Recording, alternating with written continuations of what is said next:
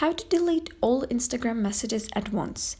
Hello guys and welcome back to the channel. In today's video I'm going to show you how you can delete all of the Instagram messages. You can bulk delete or clear Instagram DMs on iPhone. So let's get started.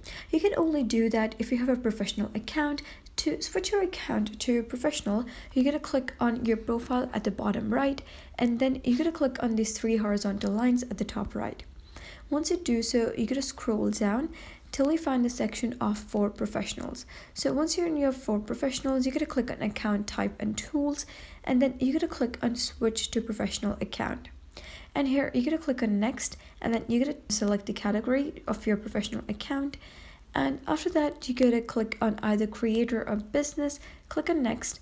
And here you're going to click on either continue. You're going to set up your professional account so you can complete all of these steps, and once done you'll be able to see that your account has been switched to a professional account.